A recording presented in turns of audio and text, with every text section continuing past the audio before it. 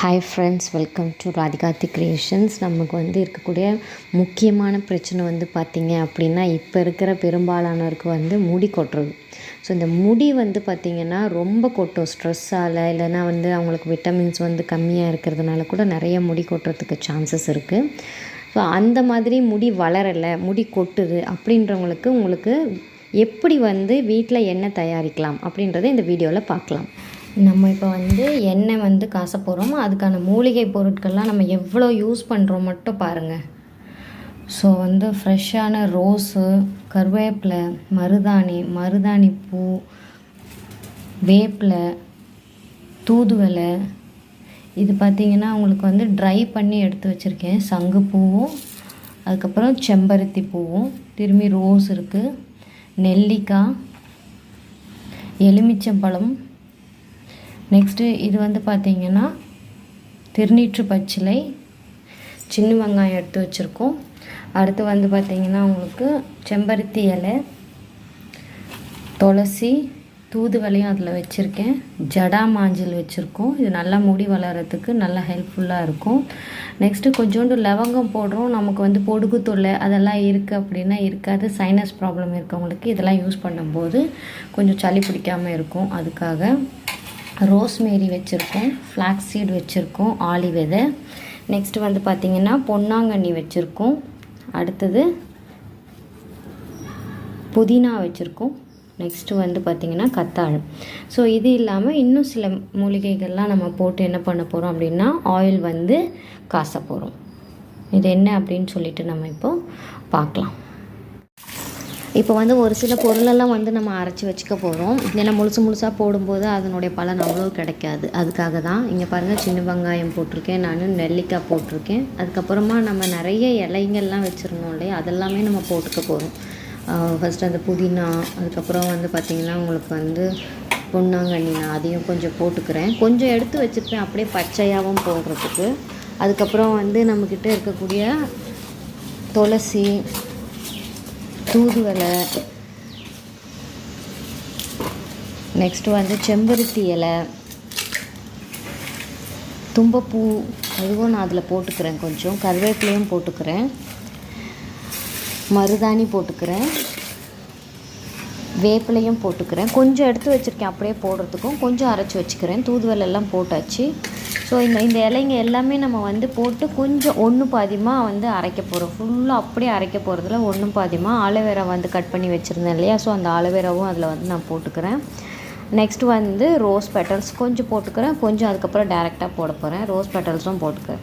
So இது எல்லாமே மிக்சியில் ஒரு ஓட்டிட்டு வந்துடலாம். அதுக்குள்ளே நம்ம இரும்பு பாத்திரம் ஒன்று எடுத்து இதில் பார்த்திங்கன்னா நான் ஒரு 3/4 லிட்ரு தேங்காய் எண்ணெய், சுத்த தேங்காய் எண்ணெய் ஊற்றி வச்சுருக்கேன். ஸோ இந்த ஐட்டம்ஸ்லாம் நம்ம வச்சுருக்கோம். பாதி போட்டிருக்கேன், பாதி வச்சுருக்கேன் சொன்னேன் இல்லையா, அது இருக்குது பாருங்கள். இது இனிமேல் தான் 1 by 1 நம்ம ஆட் பண்ண போகிறோம். ஸோ நம்ம எப்போவுமே தேங்காய் எண்ணெய் காசும்போது சுத்தமான செக்கில் ஆட்டின நல்லெண்ணெய் எடுத்திங்க அப்படின்னா ரிசல்ட் நமக்கு நல்லாயிருக்கும்.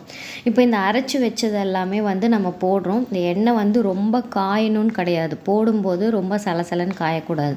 லைட்டாக சூடாகும் போதே நம்ம இதை போட ஆரம்பிச்சிடணும், இல்லைன்னா தெறிக்க ஆரம்பிச்சிடும். ஸோ அதை நம்ம லைட்டாக சூடாட உடனே இந்த எண்ணெய் எல்லாமே நான் இந்த எண்ணெய்லாம் நம்ம அரைச்சி வச்சுருக்கோமோ, ஸோ அந்த ஐட்டம்ஸ் எல்லாமே நான் போடுறேன். இப்போ ரிமைனிங் என்னென்ன ஐட்டம்ஸ்லாம் நம்ம வச்சுருக்கோமோ, பாதி அரைச்சிட்டு பாதி வச்சுருப்போம் இல்லையா, ஸோ அது எல்லாமே இப்போ நம்ம இதில் சேர்த்துக்க போகிறோம். ஸோ இதில் இந்த ரோஸ் நம்ம சேர்க்கறதுனால அவ்வளோ வாசமாக இருக்கும். இதில் ஆரஞ்சு பீலெல்லாம் நம்ம சேர்க்குறோம். ஸோ ஆரஞ்சு பீல் சேர்க்குறப்பவும் அதில் வாசம் இன்னமும் அதிகமாக இருக்கும். இப்போ இந்த ஐட்டம்ஸ் எல்லாமே நான் சேர்த்துக்க போகிறேன். ஜடாமாஞ்சிலேருந்து ஃப்ளாக்ஸ் சீடு, உங்களுக்கு ரோஸ்மேரி, ஸோ எல்லாமே நான் சேர்த்துற போகிறேன்.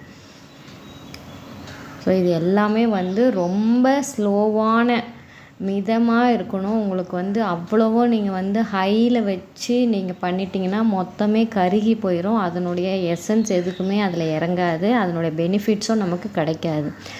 ஸோ கேஸ் எவ்வளவுக்கு எவ்வளவு நீங்கள் ஸ்லோவில் வைக்க முடியுமோ அவ்வளவுக்கு அவ்வளவு என்ன பண்ணணும் அப்படின்னா ஸ்லோவில் வச்சு தான் இதை நீங்கள் பண்ணணும். இப்போ பாருங்கள், எண்ணெய் ஊற்றிருக்கோம். அதே மாதிரி எண்ணெய் நார்மலாக நமக்கு ஆயில் என்ன கலரில் இருக்குமோ அந்த கலரில் தான் இப்போ இருந்துச்சு. இப்போ இன்னும் கொஞ்சம் கொதிக்க ஆரம்பிக்கும் போது இதில் கொஞ்சம் கருஞ்சீரகம் சேர்த்துக்கிறேன். எவ்வளோ நல்லா கொதிக்குது பாருங்கள். ஸோ இந்த டைமில் கருஞ்சீரகம் வந்து நான் கொஞ்சம் சேர்த்துக்கிறேன். இதில் நல்லா கொதிக்கணும். மினிமம் ஒரு 1 மணி நேரம் 1.5 மணி நேரமாவது இந்த எசன்ஸ் அதில் நல்லா இறங்கணும். ஸோ அது வரைக்கும் நம்ம என்ன பண்ணணும் அப்படின்னா இதை நல்லா வந்து காய்ச்சணும். ஸோ இங்கே பாருங்கள் எவ்வளோ நல்லா கொதித்து வருது பாருங்கள். இப்போ பாருங்கள் நமக்கு எண்ணெய் கொஞ்சம் கலர் ஓரளவுக்கு மாற ஆரம்பிச்சிருக்கும், ரொம்ப மாறி இருக்காது. முன்னே நான் எடுக்கும்போது இருந்ததுக்கும் இப்போவும் உங்களுக்கு ஒரு டிஃப்ரென்ஸ் தெரியுது பாருங்கள்.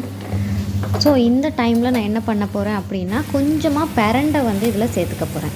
ஸோ ஏற்கனவே லைட்டாக இதை காய வச்சு எடுத்து வச்சுருக்கேன் சன்லைட்டில். ஸோ இந்த பிரண்டையை வந்து இப்போ நம்ம இதில் கொஞ்சம் சேர்த்துக்கிறோம். இதுவும் வந்து பார்த்திங்கன்னா இப்போ நல்லா வந்து அதில் கொதிக்க ஆரம்பிக்கட்டும். இப்போ பாருங்கள் இருக்க இருக்க நமக்கு கலர் வந்து பாருங்கள் எவ்வளோ நல்லா வந்து அதிகமாகிட்டே இருக்குதுன்னு பாருங்கள்.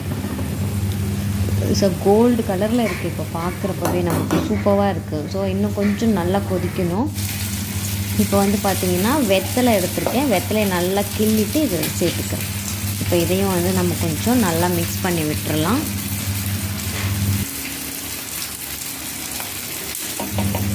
ஸோ இப்போ பாருங்கள் சூப்பராக கலர் மாறிடுச்சு. கோல்டு கலர்லேயே கொஞ்சம் டார்க் கோல்டாக வந்து வந்துருச்சு. நம்ம போட்டிருக்க எல்லா ஐட்டம்ஸும் நல்லா மொழுன்னு நல்லா வந்து கிறிஸ்பி ஆயிடணும். ஸோ அந்த அளவுக்கு வந்து நம்ம இதை என்ன பண்ணணும்னா காய்ச்சணும். அது அப்படியே நமுத்து போன மாதிரி இல்லை நல்லா வந்து இதில் கொஞ்சம் அதில் வேகாமல் அப்படி இருந்துச்சு அப்படின்னா இந்த எண்ணெய் வந்து எவ்வளோ நாள் ஆனாலும் வச்சு நம்ம யூஸ் பண்ண முடியாது. சீக்கிரமாக வந்து நமக்கு வந்து எண்ணெய் வந்து சீக்கிரம் கெட்டு போயிடும். ஃபங்கஸ் எல்லாம் மேலே வர ஆரம்பிச்சிடும், கெட்டு போயிடும், நம்ம யூஸ் பண்ண முடியாது. ஸோ இந்த மாதிரி நல்லா வந்து இதில் காஞ்சி அது மொளன்னு வந்து சத்தம் வரணும். நம்ம நொறுக்கணும்னா நொறுங்கணும். இது ஆறுனதுக்கப்புறம் நான் உங்களுக்கு அதை காட்டுறேன் பாருங்கள். இப்போ இது பார்த்திங்கன்னா 1 டே நைட்டு ஃபுல்லாக நான் அப்படியே வச்சுட்டேன். மூடி வச்சாச்சு, எதுவுமே டிஸ்டர்ப் பண்ணல. இப்போ பாருங்கள் கலர் எவ்வளோ சூப்பராக அதில் வந்து மாறி இருக்குது. அந்த எசன்ஸ் ஃபுல்லாகவே அதில் இறங்கியிருக்கு. எவ்வளோ எண்ணெயோட குவான்டிட்டி குறைஞ்சிருச்சு பாருங்கள். 3/4 லிட்ரு ஊற்றுனேன், உங்களுக்கு 1/2 லிட்ரு தான் நமக்கு கிடச்சிருக்கும். 1/4 லிட்டருக்கு மேலே அது ஃபுல்லாகவே வந்து அப்சர்வ் ஆகிருக்கும். இப்போ வந்து ஃபில்ட்ரு பண்ணுறேன் பாருங்கள். ஸோ இதை ஃபில்ட்ரு பண்ணி எடுக்கும்போது நம்ம ஹோல் குவான்டிட்டியாக பார்க்கும்போது கலர் வந்து ரொம்ப திக்காக இருக்கும். அதுவே நீங்கள் ஒரு ஸ்பூனில் எடுக்கும்போது ஒரு கோல்டன் கலரில் நமக்கு லைட்டாக இருக்கும்.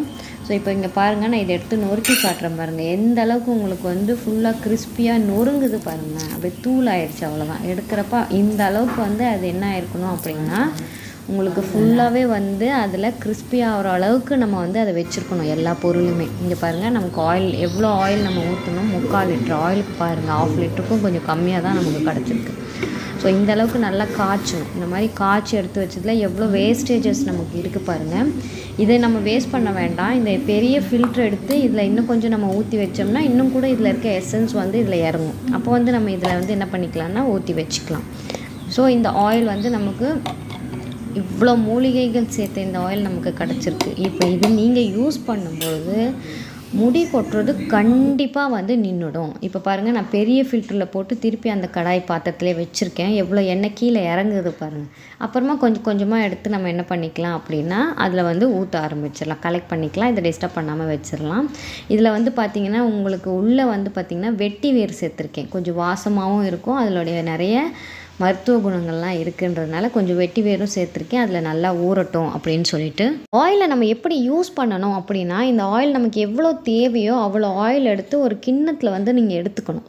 எடுத்துட்டு லைட்டாக வந்து சூட் பண்ணிக்கணும். டைரெக்டாக நீங்கள் வந்து அப்படியே அப்ளை பண்ணும்போது நமக்கு சளி பிடிக்கிற வாய்ப்பு இருக்குது. லைட்டாக மிதமாக சூடு பண்ணிவிட்டு இதை தலையில் நல்லா வந்து மசாஜ் கொடுக்குற அளவுக்கு நல்லா தேய்ச்சி விட்டுடுங்க. ஒரு 2 ஹவர்ஸ் இல்லை 1.5 ஹவர்ஸ் இதை தரையில் நல்லா ஊறினதுக்கப்புறமா நீங்கள் மைல்டான ஷாம்போ இல்லை ஷேக்காயோ வச்சு நீங்கள் ஹேர் வாஷ் பண்ணிக்கலாம். ஸோ நெக்ஸ்ட் வீடியோவில் உங்களுக்கு வந்து மூலிகை ஹேர் பேக்கும் மூலிகை ஷேக்காயும் எப்படி ரெடி பண்ணுறது அப்படின்ட்டு நான் வீடியோ போடுறேன். ஸோ இந்த ஆயில் யூஸ் பண்ணதுக்கப்புறம் அந்த ஹேர் பேக்கும் ஷேக்காயும் நீங்கள் யூஸ் பண்ணும்போது ரிசல்ட் இன்னும் நல்லாயிருக்கும். இப்போ இதில் நீங்கள் என்ன தப்பு பண்ணக்கூடாதுன்னா இந்த ஆயிலாக இருந்தாலும் சரி எந்த ஆயிலாக இருந்தாலும் சரி ஓவர் நைட் நம்ம வந்து மண்டையில் அப்படியே ஊற வைக்கக்கூடாது. ஸோ ஒரு 1.5 ஹவர்ஸ் கழித்து நீங்கள் என்ன பண்ணிடணும், 2 ஹவர்ஸ் கழித்து ஹேர் வாஷ் பண்ணிடணும். அப்போ தான் உங்களுக்கு ரிசல்ட் அப்படியே இருக்கும். ஸோ ஒரு ஆயில் ஓவர் நைட் நம்ம மண்டையில் ஊறினாலோ இல்லை இன்றைக்கி தடவிட்டு 2 நாள் கழித்து நம்ம ஹேர் வாஷ் பண்ணுறது, மறுநாள் ஹேர் வாஷ் பண்ணுறது, இந்த மாதிரியெல்லாம் பண்ணிங்கன்னா கண்டிப்பாக சளி பிடிக்கும், சைனஸ் ப்ராப்ளம் வரும், ரிசல்ட் இருக்காது நமக்கு. ஸோ ஹேர் வாஷ் பண்ணிடணும்.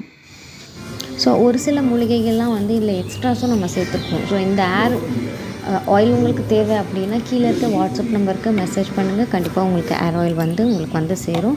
டீட்டெயில்ஸ் எல்லாம் உங்களுக்கு ஃபர்தராக வந்து நாங்கள் மெசேஜ் பண்ணுவோம். தேங்க்யூ ஸோ மச் ஃபார் வாட்சிங். Keep support us.